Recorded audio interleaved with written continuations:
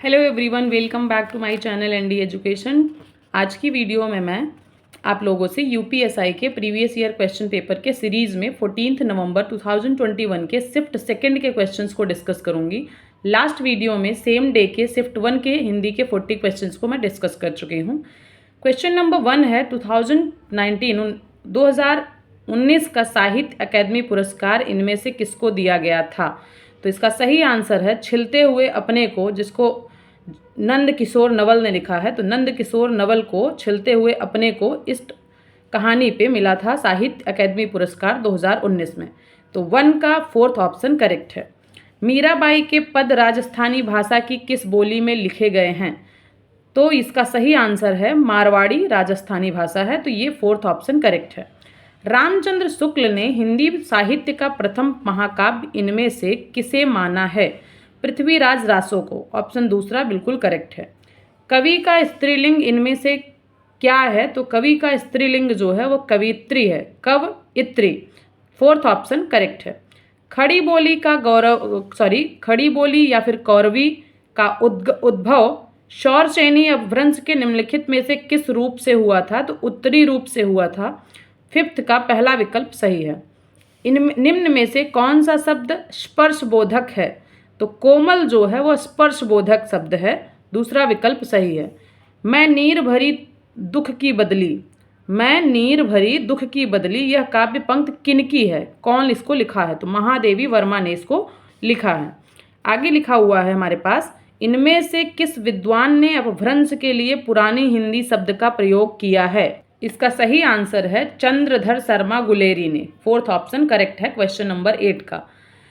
स्पर्शजन्य बीमारी के लिए इनमें से उपयुक्त शब्द कौन सा है। तो इसको हम संक्रामक बीमारी भी कह सकते हैं, जो स्पर्श करने की वजह से फैलता हो। किस वाच्य में क्रियाएं सदैव एक वचन पुल्लिंग तथा अन्य पुरुष में होती हैं। तो भाववाच्य में क्रियाएं हमेशा एक वचन में होती हैं, पुल्लिंग होता है और अन्य पुरुष में भी होती हैं। तो 10 का थर्ड विकल्प सही है। त्रिलोचन में इनमें से कौन सा समास है। त्रिलोचन में बहुव्रीहि समास है। हमारे पास नेक्स्ट क्वेश्चन है, इनमें से किसे उज्ज्वल रस या फिर मधुर रस भी कहते हैं। तो भक्ति को उज्ज्वल रस या मधुर रस भी कहते हैं। इनमें से उर्दू का उपसर्ग कौन सा है। तो अल जो है वो उर्दू का उपसर्ग है। निम्नलिखित में से कौन सा शब्द तत्सम है। प्रकट जो है वो तत्सम शब्द है। पंख, पत्थर, पंछी ये तद्भव शब्द हैं। इनमें से कौन सा शब्द अतिथि शब्द का समानार्थी नहीं है, हमें बताना है। तो उत्तर जो है समानार्थी शब्द नहीं है अतिथि का। यात्री, यज्ञ में सोमलता लाने वाले, साधु, इन सब को हम अतिथि के समानार्थी कहते हैं। जब किसी पद की व्याख्या करनी हो या फिर उसके संबंध में विस्तार से कुछ कहना हो तो इनमें से किस विराम का चिन्ह का उपयोग किया जाता है। तो इसका सही आंसर है फोर्थ। ठीक है, तो नेक्स्ट क्वेश्चन करेंगे हम। पूर्वी हिंदी का विकास निम्न में से किस अपभ्रंश से हुआ है। तो अर्धमागधी से हुआ है पूर्वी हिंदी का विकास। 17 का थर्ड विकल्प सही है। कोहली द्वारा शतक लगाया गया है, इस वाक्य का कर्तृवाच्य में रूपांतरित वाक्य क्या होगा। कोहली ने शतक लगाया, खुद से जो काम करते हैं तो वो कर्तृवाच्य कर्ता की प्रधानता दिखाता है। तो दूसरा ऑप्शन सही है। इनमें से किस शब्द की वर्तनी शुद्ध है।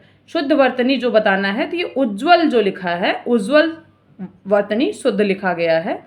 इनमें से तंद्रालु में प्रयुक्त प्रत्यय कौन सा है। तो इसमें लू जो है वो तंद्रा में जो लू लगा है यह प्रयुक्त प्रत्यय, इस शब्द में प्रेजेंट प्रत्यय है। तो दूसरा ऑप्शन सही है। क्वेश्चन नंबर 21 से 23 के क्वेश्चंस को सॉल्व करने के लिए हमें सबसे पहले इस अनुच्छेद को पढ़ना होगा, उसके बाद ही हम क्वेश्चन कर पाएंगे। तो सबसे पहले मैं क्वेश्चंस इस अनुच्छेद को रीड करूंगी।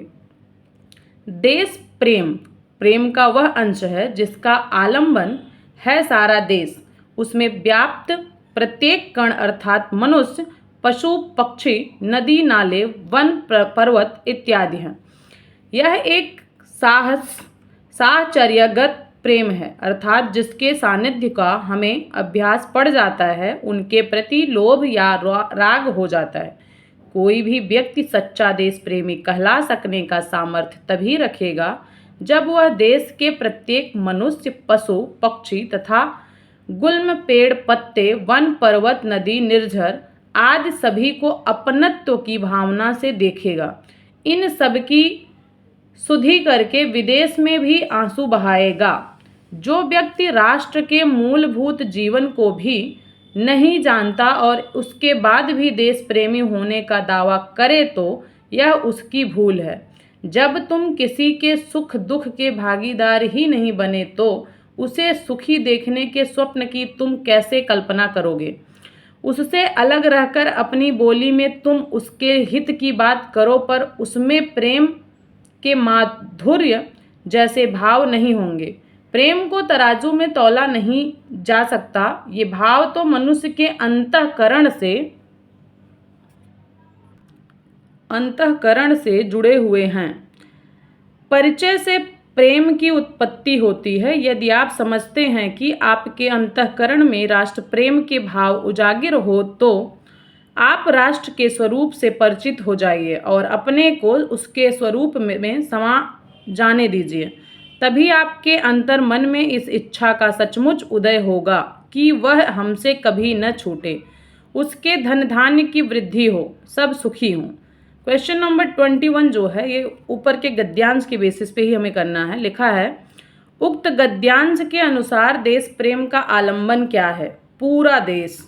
ठीक है, तो सही आंसर इसका है पूरा देश। पशु पक्षी, जंगल, लोग, ये सब मिला के पूरा देश।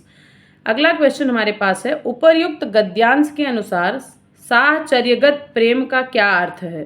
साथ साथ रहकर विकसित हुआ प्रेम जो होता है उसे हम साहचर्यगत प्रेम कहते हैं। अगला क्वेश्चन दिया है, उपर्युक्त गद्यांश के अनुसार प्रेम को कैसे मापा जाता है? अंतःकरण के सच्चे भाव से मापा जाता है। अब नेक्स्ट क्वेश्चन 24 हमारे पास है, चंदन का पर्यायवाची शब्द इनमें से कौन सा है? तो मलयज जो है वो चंदन का पर्यायवाची शब्द है। इनमें से कौन सा छंद वर्णिक है जिसका वर्णन किया जा सकता है? सवैया। क्वेश्चन नंबर 25 का दूसरा विकल्प करेक्ट है। स्पर्श वर्णों की संख्या कितनी होती है? तो टोटल 25, ऑप्शन 4 सही है। इनमें से कौन सा शब्द आमिष का विलोम है? निरामिष जो है वो आमिष का विलोम शब्द है। अगला क्वेश्चन है, साधारणीकरण की व्याख्या में मधुमती की भूमिका की परिकल्पना किस विद्वान की है? तो श्याम सुंदर दास की है। अगला क्वेश्चन करेंगे, इनमें से किसे कवियों में राजकुमार के रूप में जाना जाता है? तो हम अमीर खुसरो को कवियों के राजकुमार के नाम से भी जानते हैं। वह रोज देर से उठता है, इस वाक्य में किस काल का उदाहरण है? तो ये सामान्य वर्तमान काल का उदाहरण है। तीसरा विकल्प सही है। इनमें से किस वाक्य में अकर्मक क्रिया है? तो श्याम सोता है, ये शब्द जो है अकर्मक क्रिया का उदाहरण है।